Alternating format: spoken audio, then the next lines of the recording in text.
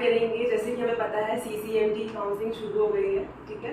तो CCMT में registration process का जो लास्ट डेट है, इसमें हम जानना चाहेंगे रजिस्ट्रेशन का जो लास्ट डेट है, फी पेमेंट, सब चीज़ों का जो लास्ट डेट है वो है 24 जून, ठीक है। तो 24 जून से पहले हमें चीज़ें पूरी अच्छे से एनालाइज कर लेना है ताकि हमें कोई दिक्कत ना हो। उससे पहले हमें चॉइस फिल भी करनी है, क्योंकि चॉइस फिल करना हो, रजिस्ट्रेशन हो, फी पेमेंट हो, किसी सारे प्रोसेस का जो लास्ट डेट है वो 24 जून है। तो आपको 24 जून से पहले सारी चीज़ें कर लेनी है। तो चलिए इस वीडियो में आज हम यही डिस्कस करने वाले हैं, ठीक है। तो चलिए स्टार्ट करते हैं। सबसे पहले मैं बात करूंगी जो भी हम अभी तक 24 जून लास्ट डेट लेके चल रहे हैं, लेके क्या चल रही है, ऑफिशियल लास्ट डेट है। तो इससे पहले हमें चीजें करनी है, ठीक है। जब सारा कुछ हो जाएगा 24 जून को, उसके बाद जो रिजल्ट आएगा वो आएगा 26 जून को, मतलब 2 दिन बाद हमारा रिजल्ट, दूसरे दिन हमारा रिजल्ट आ जाएगा। और ये भी हो सकता है कि लेट भी हो जाए, क्योंकि CCMT में लेट भी होता रहता है। तो चलिए स्टार्ट करते हैं। सबसे पहले मैं यहाँ पे सारी चीज़ें मैंने लिख रखी हैं। इस वीडियो को मैं ज़्यादा बड़ा नहीं बोलूँगी, ज़्यादा बड़ा नहीं करूँगी, ठीक है। तो अब क्या है, छोटी छोटी चीज़ें हम लोग समझ के चलेंगे और आगे भी मैं बहुत सारे वीडियोस लाऊंगी इस चीज़ पे, ठीक है। चलिए स्टार्ट करते हैं। पहले मैं बात करूँगी, जब भी आप रजिस्ट्रेशन के लिए जाओगे तो आपको सबसे पहले फी की रिक्वायरमेंट होगी, कितनी फीस लगेगी, ठीक है। तो उस चीज़ के बारे में हम यहाँ पे डिस्कस करते हैं। तो मान लीजिए आपने CCMT वेबसाइट जो पोर्टल है उसको ओपन किया और आप रजिस्टर कर रहे हैं, आप सारी अपनी पर्सनल इंफॉर्मेशन डाल रहे हैं। तो अब क्या है कि उसमें फीस की अलग जो फीस है ना वो अलग अलग कैटेगरी के लिए है।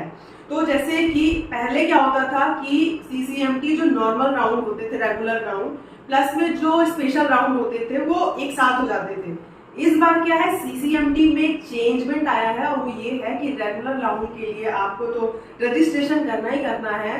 3 रेगुलर राउंड होने के बाद जो हमारे स्पेशल राउंड होते हैं, जैसे इसको बोलते हैं SR राउंड, वो आपके क्या होंगे, उसके लिए अलग से रजिस्ट्रेशन आपको करना पड़ेगा, ठीक है। तो ये यहाँ पे बहुत बड़ा चेंज है। तो अभी तक जैसे कि जिस टाइम पे मैंने एनरोल किया था CCMT के लिए, उसका क्या हुआ था कि रेगुलर राउंड से ही मैं सीधे शिफ्ट हो गई थी स्पेशल राउंड में, मुझे अलग से कोई रजिस्ट्रेशन की रिक्वायरमेंट नहीं हुई थी। लेकिन यहाँ पे अब ऐसा होगा, ठीक है। तो अगर किसी को नॉर्मल राउंड में कॉलेज नहीं मिलता है तो उसको तो SR राउंड में जाना ही होगा। तो उसके लिए फिर अलग से आपको 3000 रुपये पे करने पड़ेंगे। अभी हम जानेंगे 3000 लगेगा, कितना लगेगा। तो चलिए स्टार्ट करते हैं। और हाँ, एक और चीज, NSR राउंड जो है वो उसके लिए भी हमें अलग से रजिस्ट्रेशन करना ही होता है, उसमें कोई चेंजमेंट नहीं। पहले भी हम करते थे रजिस्ट्रेशन, इस बार भी हमें NSR राउंड के लिए रजिस्ट्रेशन करना ही पड़ेगा, ठीक है। तो चलिए स्टार्ट करते हैं। हम अगर यहाँ 3 पार्ट में डिवाइड करूंगी मैं यहाँ पे फीस स्ट्रक्चर को। पहला वाला जो है वो है रेगुलर राउंड को लेकर के। तो रेगुलर राउंड जैसे R1, R2, R3, ठीक है। तो ये हमारे हैपन होंगे। तो R1 जो रेगुलर राउंड है उसका इनिशियल में ही हमारा रजिस्ट्रेशन हो जाएगा। उसकी जो रजिस्ट्रेशन फी है वो है 3000 for general EWS and OBC category के लिए, ठीक है। और 2500 जो है वो SC ST PWD कैंडिडेट्स के लिए है, ठीक है। तो ये रेगुलर राउंड है। अगर इस रेगुलर राउंड में हम रजिस्ट्रेशन करने के बाद हम चॉइस फिल सब कुछ फॉर्म कर देते हैं 24 जून तक, उसके बाद मान लीजिए आपका स्कोर बहुत अच्छा है, कट ऑफ भी बहुत लो गया है, तो आपको कॉलेज मिला, मान लीजिए आपको सीट अलॉट हो गई, ठीक है। सीट अलॉट होने के बाद आपको क्या करना होगा कि 30,000 आपको 30,000 सीट एक्सेप्टेंस फी देनी होगी, सबमिट करनी होगी, ठीक है, ऑनलाइन। ये किसके लिए है, ये general EWS and OBC category के लिए है। 10,000 जो है वो सीट एक्सेप्टेंस फी है SC ST PWD कैंडिडेट्स के लिए, ठीक है। अब मान लीजिए आपने ये सीट एक्सेप्टेंस फी भर दिया, उसके बाद आप उस सीट को कंफर्म करना चाहते हो, उस इंस्टीट्यूट को कंफर्म करना चाहते हो, तो अलग अलग तरीके के हमारे पास चॉइसेस होती हैं जिसको हम अभी डिस्कस करने वाले हैं। अभी हम जान लेते हैं। मान लीजिए आपको वो इंस्टीट्यूट पसंद आ गया, आपको वही इंस्टीट्यूट चाहिए, NIT वही चाहिए, तो आपको 10,000 और जनरल कैटेगरी वालों के लिए बोल रही हूँ 10,000 आपको और पे करने पड़ेंगे, जिसको बोलते हैं पार्शियल एडमिशन फी, ठीक है, पार्शियल एडमिशन फी। और ये 10,000 आप जैसे ही सबमिट करोगे उसके बाद आपका डॉक्यूमेंट वेरिफिकेशन, ये सारी चीजें आपकी स्टार्ट हो जाएंगी। और ये जनरल के लिए फीस था। और अगर SC ST PWD के लिए बात करें तो उनको 5,000 अलग से देना पड़ेगा, ठीक है। तो ओवरऑल मैं मोटा मोटा चीज ये बता दूं कि जनरल कैटेगरी वाले 50,000 पहले से ही फीस के लिए रख लें, ठीक है। कहीं से भी जुगाड़ कर लें, जिनको भी फाइनेंशियली थोड़ा सा अभी उनके पास नहीं है तो अपना जुगाड़ कर ले। 24 जून तक उनके पास पैसा होना चाहिए। कितना? 50,000 फॉर जनरल कैटेगरी। और अगर SC ST PWD के बारे में बात करें तो 20,000 आप लेके चलिए, ठीक है। लम सम 20,000 आप SC ST वाले लेके चलें और जनरल OBC और EWS वाले 50,000 लेके चलिए, क्योंकि इतनी आपकी फीस ये प्रोसेस में ही जाने वाला है, ठीक है। उसके बाद जो इंस्टीट्यूट की फीस होगी उसमें सारा बैलेंस हो जाएगा। वो चीजें हम डिस्कस करेंगे बाद में, ठीक है। अभी के लिए इतना ही। तो ये चीजें हुई, ये मैंने बताया आपको नॉर्मल राउंड का R1। अगर आपको R1 में इंस्टीट्यूट नहीं मिलता तो आप क्या करते हैं, फिर से अगले राउंड के लिए जाते हैं। R2 है, R2 में नहीं मिलता, R3 में है। तो इस तरीके से हमारा राउंड यहाँ पे खत्म हो जाता है। फिर भी आपको सीट नहीं मिलती, आप SR राउंड, स्पेशल राउंड जो होता है उसमें आप अपने आप को रजिस्टर करोगे, एनरोल करोगे, उसकी डेट अलग आएगी, उसकी बारे में अलग से चीजें देखेंगे। लेकिन अभी हम फीस का देख लेते हैं। तो यहाँ पे SR राउंड की भी रजिस्ट्रेशन फीस जो है वो सेम टू सेम ऐसे ही रेगुलर राउंड के सेम टू सेम है, ठीक है। तो उसमें भी जनरल OBC और EWS के लिए जो है वो 3,000 है और SC ST PWD के लिए है 2,500 रुपए। उसके बाद सीट अलॉट हो जाता है तो हमें SR पार्टिसिपेशन फी देना होगा, ठीक है। और अगर मान लीजिए आपने रेगुलर राउंड में ऑलरेडी आप दे चुके हो तो आपको यहाँ देने की जरूरत नहीं है, ठीक है। अगर आपने पहले प्रीवियस में आपने स्पेशल राउंड, रेगुलर राउंड में स्पेशल वो सीट एक्सेप्टेंस फी भर रखी है तो आपको यहाँ पे देने की जरूरत नहीं है। आपको सिंपल 10,000 जमा करने होंगे, ठीक है, जिसको बोलते हैं क्या बोलते हैं, पार्शियल एडमिशन फी जिसको बोलते हैं, ठीक है। आपको इंस्टीट्यूट मिलने के बाद आपको 10,000 और देने पड़ेंगे। उसके बाद अगर मान लीजिए आपने पार्शियल एडमिशन फी भी आपने सबमिट कर दी है, 40,000 आप कर चुके हैं, तो यहाँ पे भी SR राउंड में आपको सबमिट करने की जरूरत नहीं पड़ेगी। बट आपको रजिस्ट्रेशन फी के लिए तो फी देना ही पड़ेगा, ठीक है। SR राउंड में भी सेम टू सेम यही चीजें हैं, वहां भी आपको एनरोल करना पड़ेगा। उसके लिए भी 30,000 जनरल वालों के लिए, जनरल OBC के लिए है, बाकी 2,500 SC ST PWD के लिए है। और वहां पे भी हमें ओवरऑल 40,000 हमें सीट जो है वो फीस हमें लगेगी, सीट एक्सेप्टेंस फी प्लस में पार्शियल एडमिशन फी लगेगी मिला के, ठीक है। और जो SC ST कैटेगरी की उनके लिए 15,000।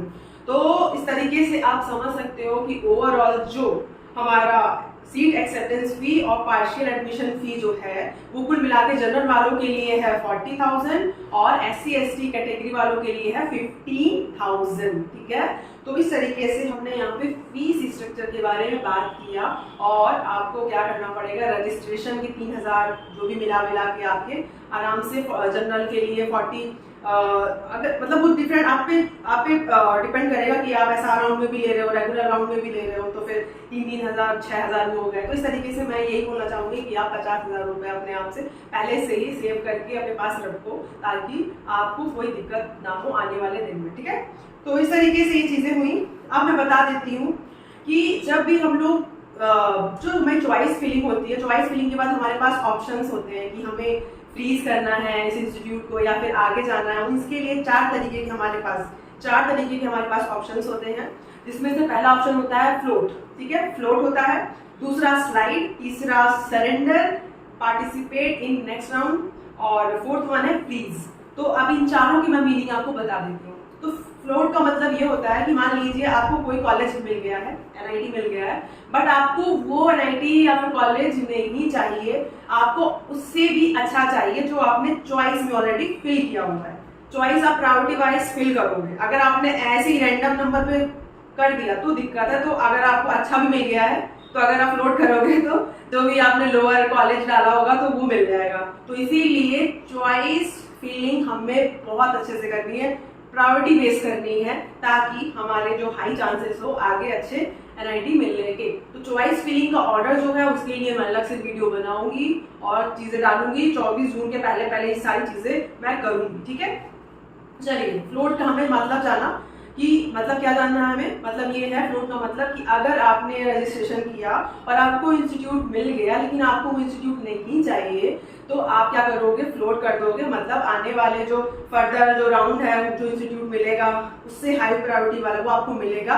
और अगर आपको इनकेस वो फर्दर राउंड में नहीं मिलता कोई हाई प्रायोरिटी का इंस्टीट्यूट तो फिर क्या होगा, जो आपकी प्रीवियस वाले राउंड में जो इंस्टीट्यूट है वो वही रहेगा, रिटेन रहेगा, कैंसिल सीट नहीं होगी, ठीक है, सीट कैंसिल नहीं होगी। कुछ लोग सोचते हैं कि अगर हम नेक्स्ट राउंड में जाएंगे तो हमारी सीट कैंसिल हो जाएगी, तो ऐसा नहीं है in case of freeze round के केस में, ठीक है। अब बात करते हैं स्लाइड का मतलब क्या है। स्लाइड ऑप्शन का मतलब ये है कि आपको एनआईटी मिल गया है लेकिन आपको दूसरी ब्रांच चाहिए। दूसरी ब्रांच का मतलब ये कि अगर आप सीएससी से हैं तो सीएससी में एक नेटवर्किंग ब्रांच हो गया, ठीक है, एक हो गया सिक्योरिटी, इंफॉर्मेशन सिक्योरिटी, एक हो गया कंप्यूटर साइंस इंजीनियरिंग, एक हो गया मशीन लर्निंग। इस तरीके की जो 4 तरीके की 5 तरीके की जो ब्रांचेस होती हैं, वैसे एटलीस्ट तो 2 ब्रांचेस तो होंगी एनआईटीज में, ठीक है। तो इस तरीके से अगर आपको कोई, जैसे मान लीजिए आपको इंफॉर्मेशन सिक्योरिटी मिल गया लेकिन आपको सीएससी चाहिए, तो सेम इंस्टीट्यूट आपका रहेगा लेकिन वो ब्रांचेस आपकी अपडेट हो जाएंगी। इसको हम बोलते हैं क्या, स्लाइड। इनकेस अगर वो जो हमारी अपडेट वाली जो ब्रांच है वो अपडेट नहीं हुई है, हमें नहीं मिली है, तो प्रीवियस जो हमारा था जो कहते हो वैसे ही रहेगा, वैसे ही हमारी सीट रिटेन रहेगी, वही हमारी ब्रांच रहेगी प्रीवियस में। आपकी कुछ भी चीजें कैंसिल नहीं होगी, ठीक है। तो ये स्लाइड का मतलब हुआ। अब यहाँ पे surrender and participate in next round. Surrender and participate in next round का मतलब ये हुआ यहाँ पे कि अगर मान लीजिए आपको कोई सीट मिली है किसी इंस्टीट्यूट की, ठीक है, और आप उस इंस्टीट्यूट को नहीं लेना चाहते हो, आप फर्दर राउंड में जाना चाहते हो, तो अगर आपने surrender and participate in next round वाला ऑप्शन चूज किया तो आपकी जो अभी करेंटली जो आपको सीट मिली है इंस्टीट्यूट की वो कैंसिल हो जाएगी, अगर इन केस अगर आपको नेक्स्ट वाले राउंड में हाई प्रायोरिटी का एनआईटी या कॉलेज नहीं मिला तब, ठीक है। तो क्या मतलब समझ में आया आपको, कि मान लीजिए आपको कोई इंस्टीट्यूट मिला, ठीक है, आपको कोई एनआईटी मिली, आपने क्या किया कि surrender and participate in next round वाला ऑप्शन चूज कर लिया, ठीक है। तो आगे नेक्स्ट राउंड में आपको कोई कॉलेज नहीं मिला तो ये वाला भी कॉलेज आपके हाथ से चला जाएगा, ठीक है। तो इस ऑप्शन का मतलब ये हुआ है। अगर अगले राउंड में मिल जाता है इंस्टीट्यूट तो आपका वो हो जाएगा, अगर नहीं मिला तो आपको कुछ नहीं मिलेगा, ठीक है। तो surrender participate in next round का मतलब यही है कि आपकी जो सीट ऑलरेडी है वो रिटेन नहीं होगी, ठीक है। अब इसके बाद फ्रीज का मतलब समझते हैं। फ्रीज का मतलब होता है कि जो भी आपको इंस्टीट्यूट मिला है आप उससे बहुत खुश हो, आप चाहते हो कि वो फिक्स हो जाए, अब कुछ भी आपको बदलना नहीं है, तो आप उसको फ्रीज कर दो। फ्रीज मतलब फिक्स कर दो, ठीक है। तो ये 4 चीजें पॉइंट जो था वो मैंने बताया और आप इसको प्लीज नोट डाउन करके अच्छे से करिए, ठीक है। मैं रिकमेंड यही करूंगी कि आप फ्लोट चूज करें। अगर आपको अच्छा इंस्टीट्यूट आपको मनचाहा मिलता है तो आप प्लीज उसको फ्रीज कर दें, लेकिन आप फ्लोट पे चले ज्यादातर लोग, क्योंकि आगे आने वाले जो राउंड है उसमें आपको अच्छी चीजें मिल सकती है।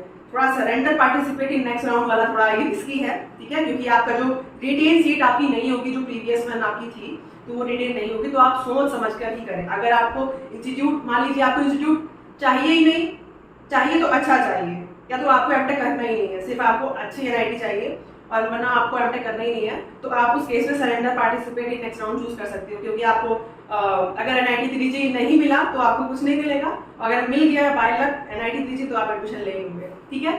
तो ये चीजें हैं। तो हमने यहाँ पे मैं कॉन्साइज करूंगी चीजों को।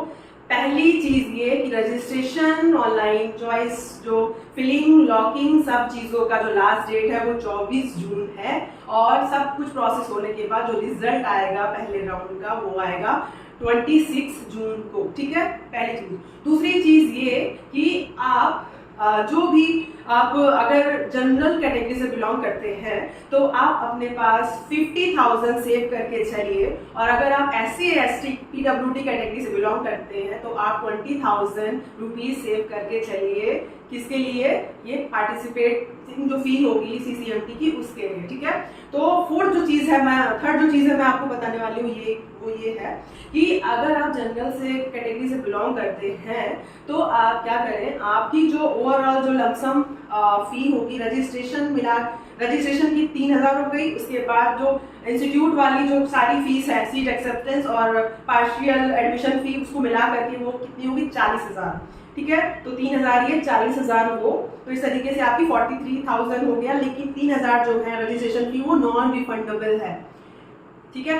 3,000 जो रजिस्ट्रेशन फी है वो नॉन रिफंडेबल है, वो रिफंड आपको नहीं की जाएगी, वो आपको काउंट भी नहीं किया जाएगा कि आपकी आगे वाले इंस्टीट्यूट में बैलेंस कर दे, ठीक है। 40,000 आपके काउंट किए जाएंगे आपकी जो भी पर्टिकुलर इंस्टीट्यूट है उसकी फीस में बैलेंस करने के लिए, ठीक है। और जो SC/ST वाले हैं उनके लिए 15,000 काउंट किया जाएगा इंस्टीट्यूट फीस को बैलेंस करने के लिए। तो इस तरीके से ही चीज़ें हैं।